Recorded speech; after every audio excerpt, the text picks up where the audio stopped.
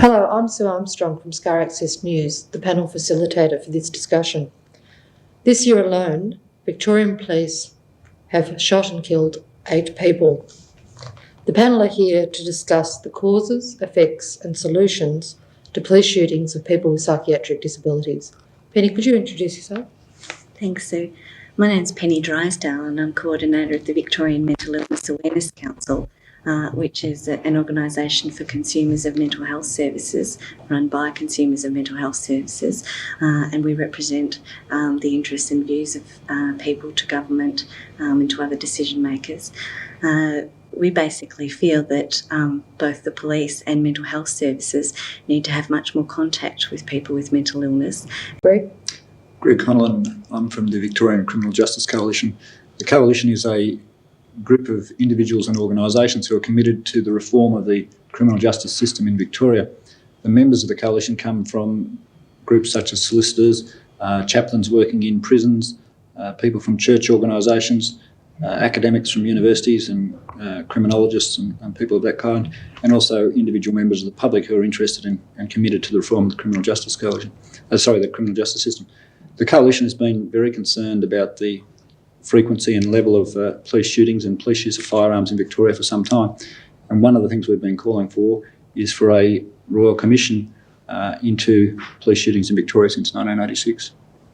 David? My name's David Ring and I represent the Mental Health Legal Service. We're an organisation that protects and defends the rights of the mentally ill via legal process, and we're looking at how mental illness is such that it scares so many people in the community that the police are just reacting as an endemic problem. Jude? Jude Wallace, Vice President of the Victorian Council for Civil Liberties. The Council is a very old organisation, 1936 is its originating date, and it's devoted all its activities to lobbying in the civil rights and human liberties area. We are very concerned about police shootings, not only about police shootings, but a particular aspect of the current police shootings, which is the victims being mentally ill. I'm Lynn McKenzie from VicServe. We're the peak body for community-managed psychiatric disability support services, and we have over 150 organisational members. Our role is to provide sector development and support and coordination and advocacy for the non-government psychiatric disability services sector. Our concern about the police shootings is that it appears to be a relatively recent phenomenon, and we'd like to see a move away from a lot of public blaming of one party against another to a much more collaborative approach to address the issues of both cause and effect and solutions to police shootings in our community. Jude, would you like to give us a bit of background?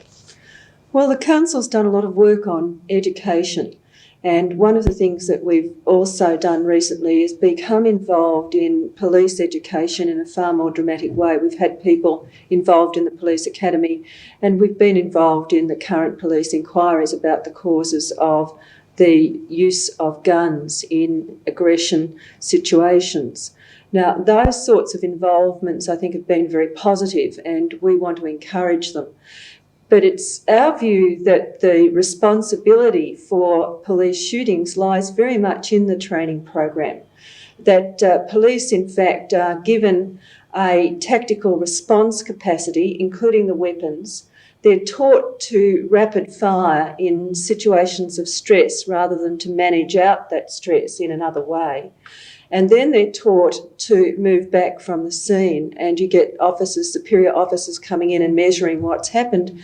And then typically what will happen is that the senior police will say that there was a proper tactical response by the individuals involved. Now, all those aspects of behaviour of an organisation have been under scrutiny. And the involvement of the Council has been to be very firm in its advice that training must strategically alter so that the police are taught to manage situations of stress by using a variety, not a single tactic. I think I'd like to add to that, Jude, that the way we see the police use of firearms is just one of the options that police have in dealing with a situation. They have a very broad range of powers in Victoria. to deal with these situations, and that where the police have chosen to use firearms, it means that they've chosen not to use other alternatives. And that I'd support what the council's saying there in that it's about training police officers to properly evaluate when they should use a firearm as one of the choices available to them. And it should only ever be at the absolute last resort. And that the tragedy about the situation in Victoria is, as has been found by the coroner, is that Victorian police have been trained to use firearms essentially as a first resort in a stressful situation. That's, first of all, contrary to the philosophy of the Victorian Police Force, and it's also contrary on paper to the policy of the Victorian Police Force. But in reality, since incidents that started occurring in the early 80s, for example, a policewoman was shot dead at her desk in a suburban police station by another police officer in about 1985. Since around that time, the Victoria Police Force have not responded to what was clearly a situation where their philosophy and policy was not being implemented, and haven't addressed the reality that whilst they had those philosophies and policies, they were in fact training their police officers and engendering a culture within the police force, which meant that they acted inappropriately. They used firearms way ahead of the other options that were available to them. Put it simply, firearms is often the easiest option that the police force take. It's the quickest and easiest option instead of dealing with somebody obviously in distress. And unfortunately, the police, again, are not trained to know when somebody's in distress. Time and time at our centre, we hear about police questioning people who are obviously mentally ill but have no idea that these people are suffering some sort of psychosis. Unfortunately, the police use a quick response, which is a firearm, and unfortunately, the police are just responding to what is a general community fear about the mentally ill. They're just an extreme reaction in our community to a fear that the general community shares, and they use the quickest and easiest responses. And again, and as we've found out, then senior officers come in and they don't whitewash it, but they explain it away in tactical response, and it causes great concern for people with consumer backgrounds constantly, because I know at our legal centre we have to come to discuss, could we ever call the police? We don't know. And I think following on from that point too, one of the things with police training is to certainly look at what all the other options are, rather than using firearms to deal with a crisis situation or some sort of conflict. I think we also need to be educating police and the broader community about what mental illness is and how to have a much better understanding about what that means for people and how to effectively deal with those situations. And often the behaviour of police and other people in the community only acts to escalate the whole situation, so that it gets completely out of hand when it never need get into that situation in the first place. But I think if police had more training and knew what it was like more from the perspective of a person experiencing mental illness who was probably feeling very frightened and scared of some sort of confrontation and scared of the police. And also if the community members knew where they could seek help that was safe and supportive, so that if someone is in crisis, there's someone to call other than the police, so that then there is an option that is going to be much more humane and supportive for that person who's in need of assistance. One of the most telling factors that I've observed over the last decade has been that community workers are continually, or have some sectors of the community organisations have continually had to deal with people who are suffering from various mental illnesses, who are in stressful situations, and at times those community workers themselves have been placed in some danger. But my observation is that those community workers have rarely been hurt themselves and have rarely hurt the person who's suffering from the illness. And I think there's a lot to be learnt from that. The fact is that it's not just the police who face these stressful situations, that other community workers have to deal with them, and I believe have, from my observation, dealt with them very effectively over the years. I'm sure there's room for improvement, but I'm not aware of any community workers being seriously injured by people in these situations, nor am I aware of community workers ending up seriously injuring or let alone killing a person who's suffering from such an illness. And I think there lies a very important lesson for, not just for the Victoria Police, but for the community as a whole, as a large. Well, I think all those things that have been said are true, but I suppose that one of the questions that I'd like to see answered is why is this happening now? Because in fact, over the last few decades, well, probably even longer than that, the police themselves have dealt with people who've been seriously disturbed. And I don't just mean people with mental illness. I think that there is some misapprehension about the number of people who have been shot by the police, that they are in fact the majority mentally ill. But there are other incidences and situations where people can become extremely depressed and appear quite threatening, but not in fact be mentally ill. I think those sorts of things need to be cleared up. Are we really dealing with a sudden increase in people with mental illness being in confronting situations with police? But over the years, the police themselves have dealt, I believe, reasonably successfully with all forms of incidents of this nature, and it would be certainly worth looking at what methods the police used in those situations. I mean, I know that some decades ago there was always a full-time police surgeon who was called in on many occasions at the same time as the police. That doesn't appear to happen at this point. But I think that there are a lot of past activities and processes that have been used both by the police and by community workers, which have been relatively successful in the past. And we should be, I think, looking back, particularly in collaboration with police, as to how they dealt with those situations in the past. I think there's obviously something very wrong with a community that has a police force that uses guns as a preferential response. There's no doubt police having weapons is partly responsible. That's a recent occurrence.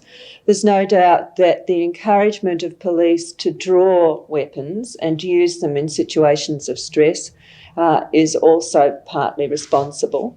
But the problem I've got is that we've actually trained our police to shoot.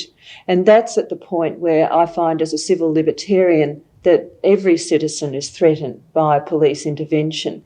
Now, we have to reverse the role of the policeman with the gun. He should be using the gun to protect the person he's aiming the gun at, rather. I'm not assuming that person's shooting him. I'm assuming the person has a non-gun weapon or no weapon at all. Then the policeman really ought to be using the gun in a way that protects that other person, not kills that other person. Now, when I put that in that dramatic way, it seems to mean, if I'm talking to a policeman, that I'm saying that they should be able to think in moments of stress for enduring a moment of fear, personal fear, and tactically coming to a conclusion. And they say, when we're in that moment of fear, we can't think.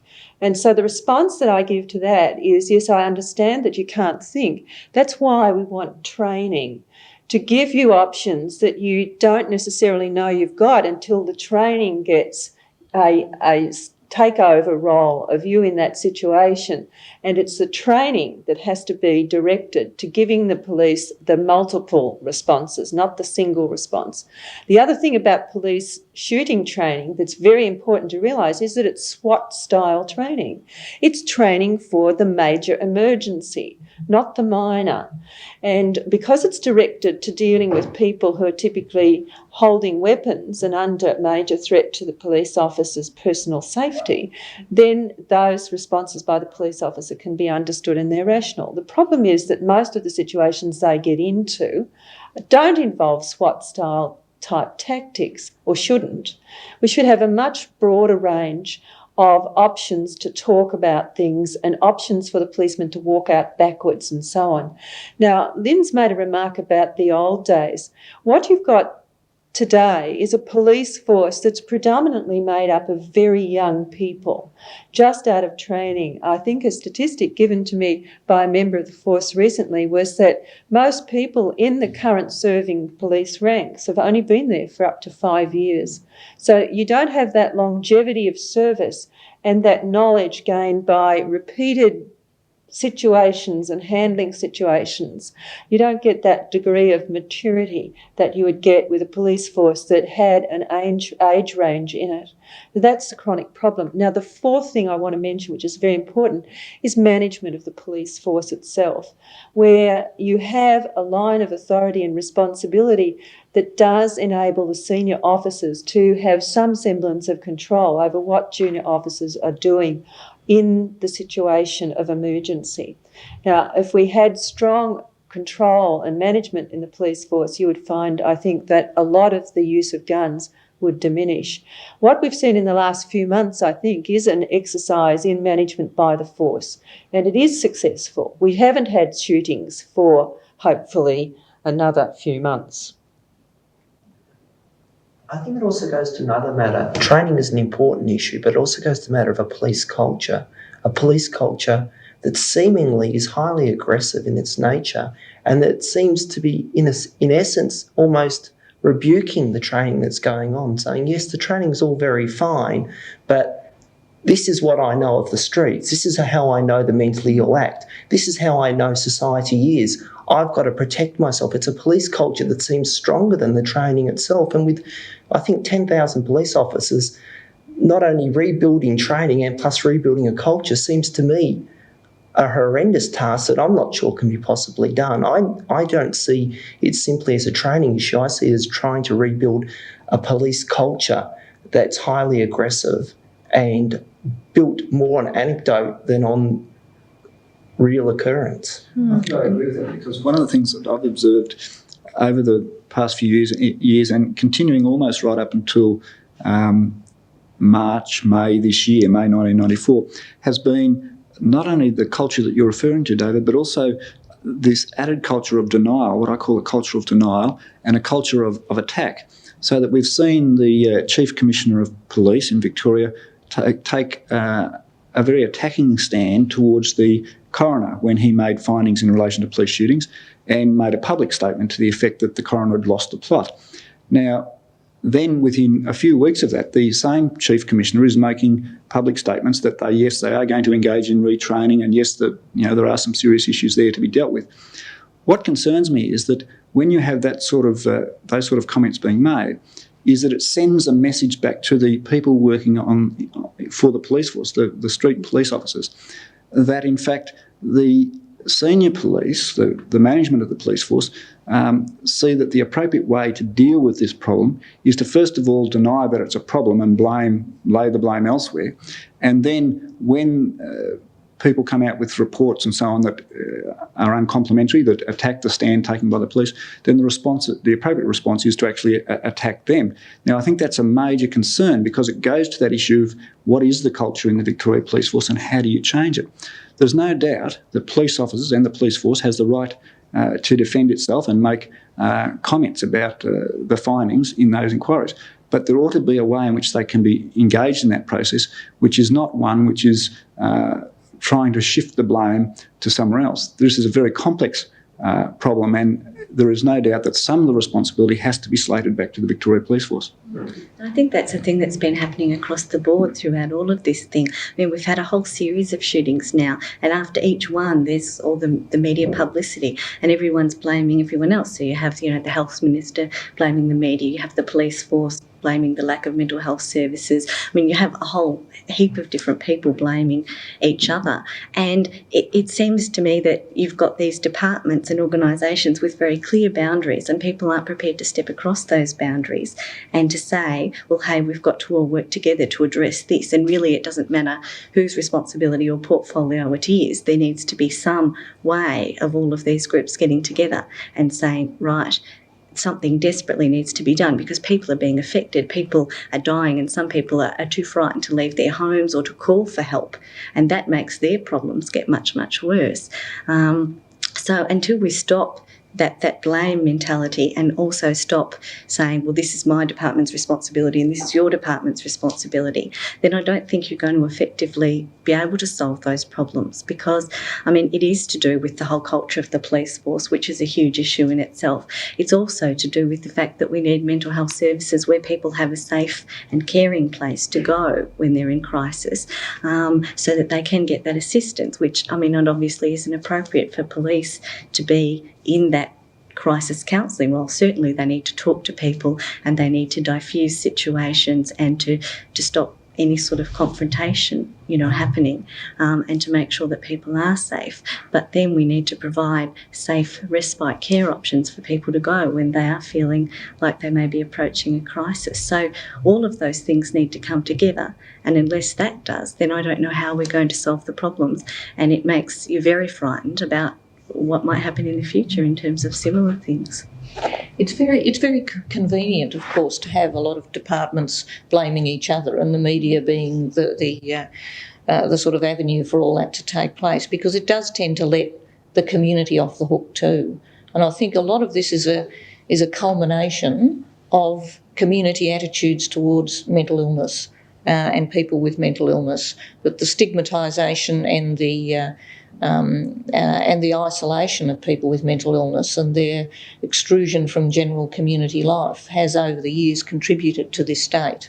And I'd certainly like to see a lot more openness in discussing this. I think it's a pity that the departments involved have seen fit to try and put, I guess, a boundary or a fence around the discussions and the debates and the activities that are obviously taking place to address some of these issues.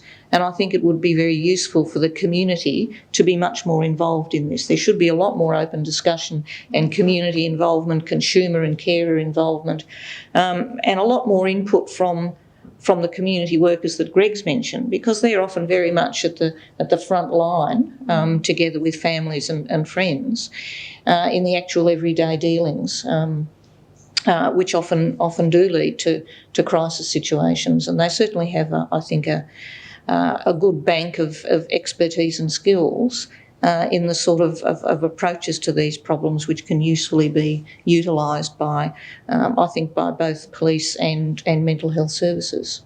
I think we really need to broaden the debate out and to involve the community a lot more, because it's that involvement which is going to break down the stigmatisation and the isolation of people with mental illness, which will lead to more constructive solutions to this problem. To pick up on that, the community has an attitude that mentally ill people are violent, quite clearly. Anybody who gets a gun and goes off and fires it in a crisis-type situation, the papers, the media, the people, he's a sicko, he's a psycho. What was wrong with him is a very Enlightenment idea that to make a crime against the society is really a sickness. The police are just reacting to that in the most extreme way, because they're dealing with violence in a very direct way every day of their life. There's somebody, again, a mentally ill people, again, they're violent. They're picking up on that very much community trend that mentally ill people are violent, which quite clearly isn't true. Mentally ill people tend to hurt themselves, and they may hurt their families by what they do to themselves, but they don't hurt other people around them. It's a tragedy that the community has this attitude, and it's a tragedy that our police force is not well trained enough to see through something that is not true, that mentally ill people are generally violent. Of course, some mentally ill people are violent, like everybody else in the community can be violent.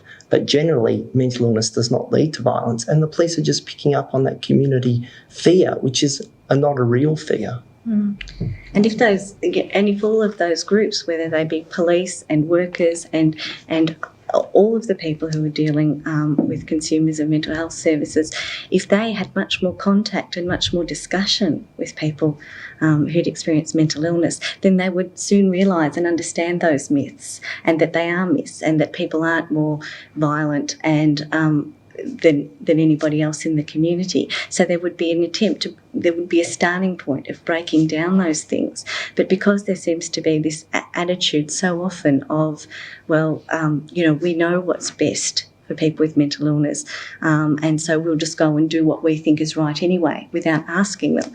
And to actually talk with people who have mental illness, I mean, they're often have the most expertise about their own issues and their own problems, and they know what to do to address those or to stop their problems. And they're in a very good position to give advice to other people about how that will best work.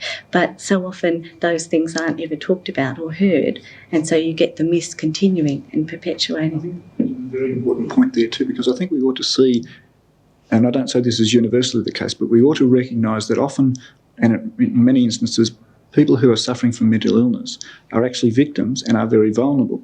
So many of the people that come into my office who suffer from mental illness are living in housing situations which are very uncertain, that change from time to time. They have very, very low incomes. They are generally on pensions and in many instances have their finances managed for them through bodies such as the state trustees, which they find very frustrating and alienating. And so, and in many instances they're living on the streets and so on. And so these people are in fact very vulnerable. Very few of the people that I've had contact with who suffer from mental illness, and it's quite a lot now, are actually violent. They, which is picking up what you're saying, David, but they are very, very susceptible to being the victims of violence themselves.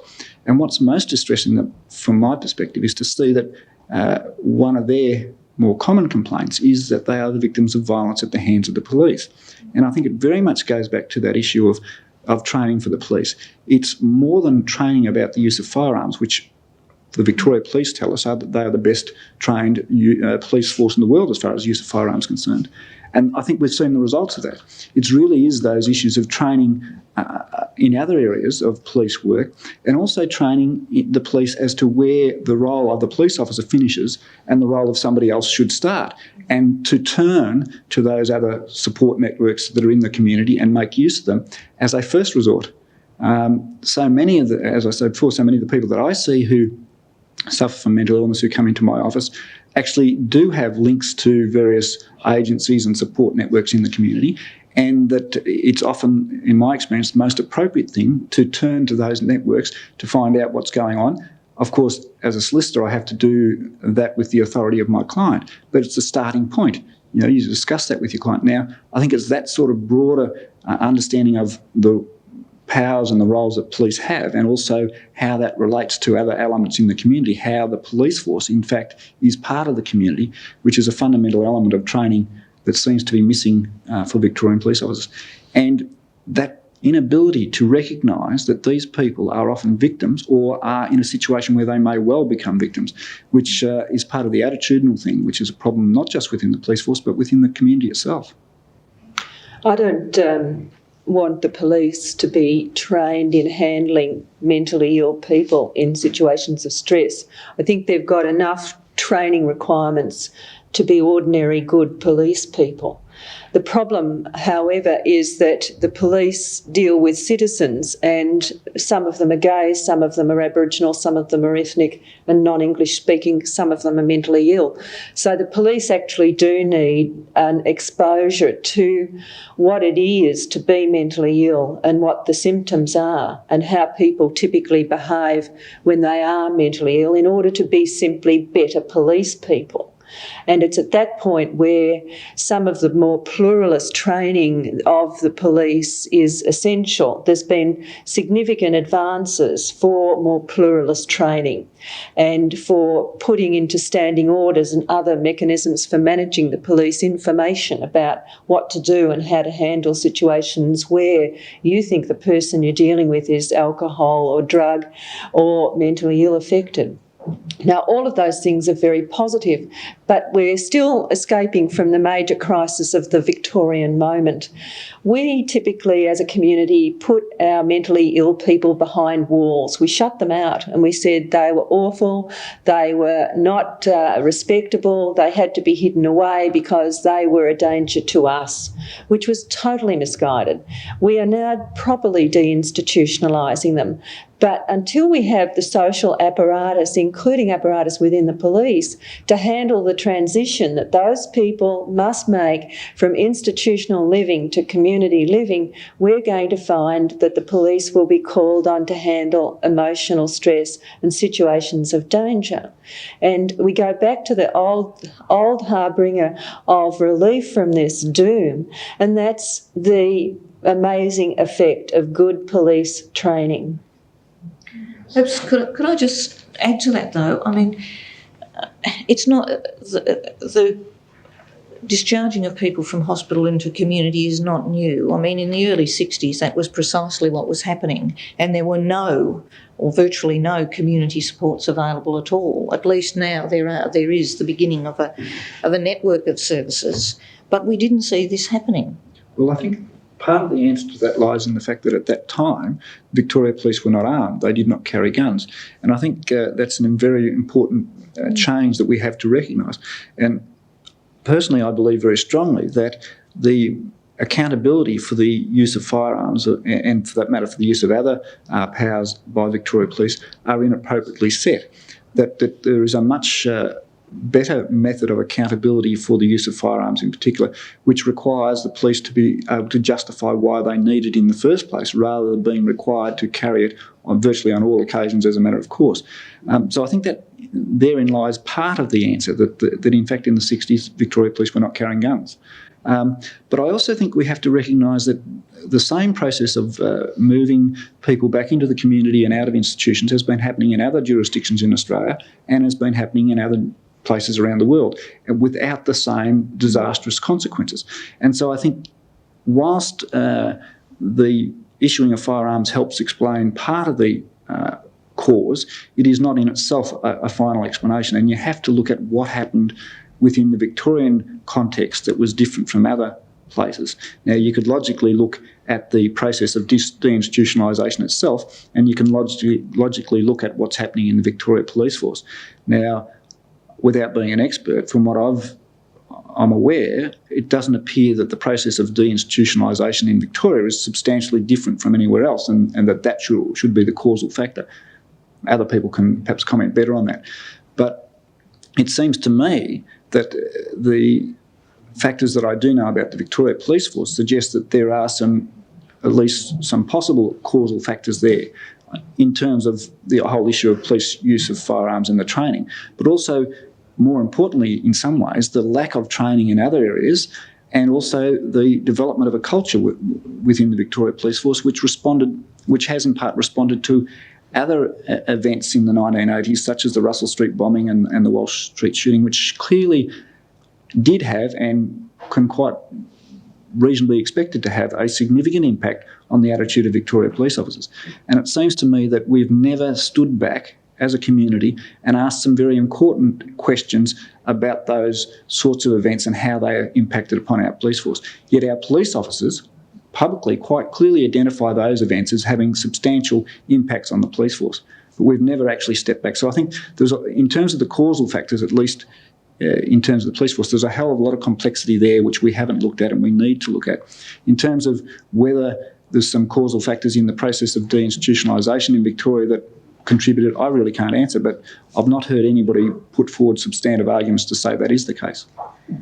I think there are some issues in terms of mental health services that we do need to address. Certainly, I mean, the policy of deinstitutionalisation is a very good one and it's the right policy. And one of the concerns about some of the publicity around some of these issues is that, some people may be calling into question that policy. And I think that certainly there is no question deinstitutionalisation is the right way to go.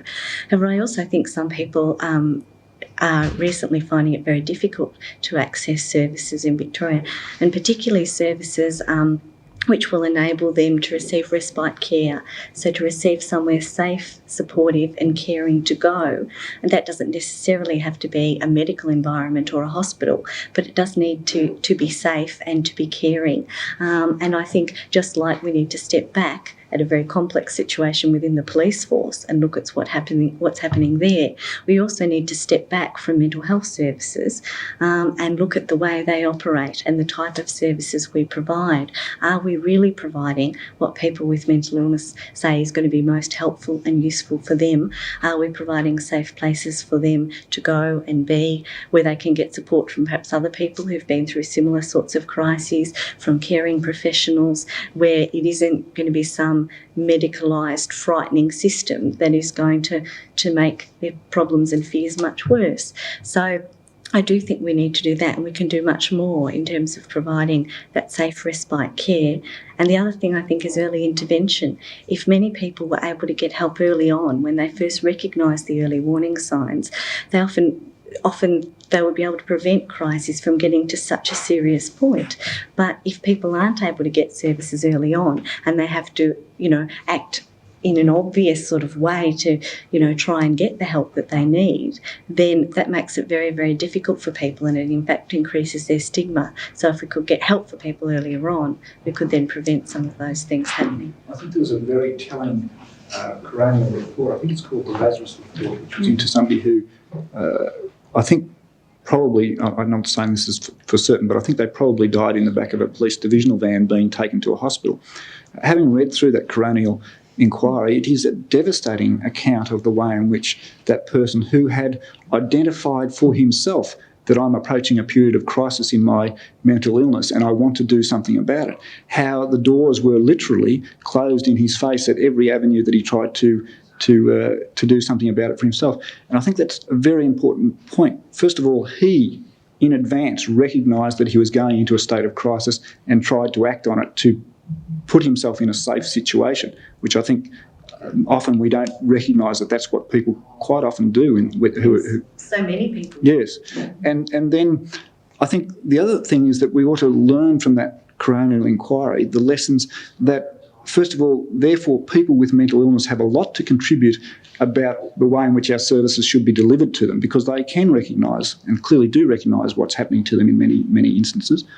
But also that we ought to be turning in an environment or creating an environment where the service deliverers at various levels are able to come forward and analyse or help analyse what actually is happening in our system in terms of the deinstitutionalisation process and the provision of support services in the community of the type that you're talking about. And I think if we were to take that step, which may mean a substantive inquiry of some sort, but if we were to take that step and to do it in a way in which we're not trying to judge people as being wrong, but judge where do we go from here, how do we improve the situation, we may all be better off. And I think the same argument applies to the use of police firearms and also the involvement of police, the contact of our police officers with people who are under stress and so on. If we were able to take a much more open and non-blaming approach, we may well come up with some answers that would be very valuable. Well, I suppose we are in a really difficult transition period at the moment, and just referring back to deinstitutionalisation, I think we really should examine that fairly carefully. I mean, deinstitutionalisation of people has been taking place for the last 30 or 40 years. It's not so much the deinstitutionalisation of people that's the problem, it's the deinstitutionalisation of resources. And there are obviously inadequate community-based resources there at the moment because there's still a huge proportion of resources tied up in large institutions that hasn't yet been deployed out into the community. In some ways, the sort of process that's taken place in Victoria has had the advantage of being able to reflect upon processes which have taken place, for instance, in New South Wales, but particularly in the US and the UK, where there have been some quite serious disasters related to that process of moving from hospital to community. I mean, one would hope that some of those lessons have been learnt. But there is still that inherent contradiction in terms of the public psychiatric services system being targeted to people with serious psychiatric illness. I mean, that's their brief and that's the target group that they're supposed to serve. But at the same time, the question of early intervention becomes quite contentious, because if people do not yet have a serious psychiatric illness or are proceeding to some form of relapse in their illness, then they're not going to get the adequate access to the public psychiatric services system. And that's something we really need to address very carefully. Yes, and that eligibility for services is one of the most crucial things that I think we do need to address in Victoria. I think you're right, there are many people who for one reason or another aren't currently eligible to use the public services, so they may be referred to their GP or a private psychiatrist, which is, may be very difficult for them to afford. Or, there's also problems in that GPs often don't have the training and knowledge within serious, for dealing with people with mental illness. So I think we really need to look at that whole issue of who is eligible for services and who isn't. And if people aren't eligible for services, where can they go for help? And how can we prevent them from, approaching crises. I mean, there needs to be some help available for those people. I also think at a time where there are such a lot of changes going on, both nationally and in Victoria, in terms of the delivery of mental health services, there's many policy developments going on in a whole heap of things like that. At that time, we need even more resources to be in the system, and we need to be watching carefully what the impact of those policy changes are on people who are actually using services. It's not enough to say, in theory, this is a great policy and we all believe in it, and let's not worry about how it affects people, on the ground who are using services. And so, I mean, we would like to see something set up where we're actually collecting people's views about what the impact of these changes are and the different services that are available and where the gaps are, so we can actually look to fill those and make sure people do get the sorts of services they need. And currently I don't think we've got enough systems in place and resources to do that. Any comments you'd Can like I to just add? Yeah, quickly say that the institutionalisation is a bit of a red herring. 70% of the mentally ill people live in the community already. It's 30% of the people who are in the most need are the ones being deinstitutionalised. But when we talk about the community stereotype, it's always that 30%, the ones living on the streets, the ones in the worst deprivations. But 70% of mentally ill people are living next door to you. They've got jobs. They're doing a whole range of things. They're on pensions. They're at home. They're telling you they're unemployed when they're really on a pension. They're just living in the community. And it's those stereotypes that are the problems with the police, that are problems with the community, that are problems at large.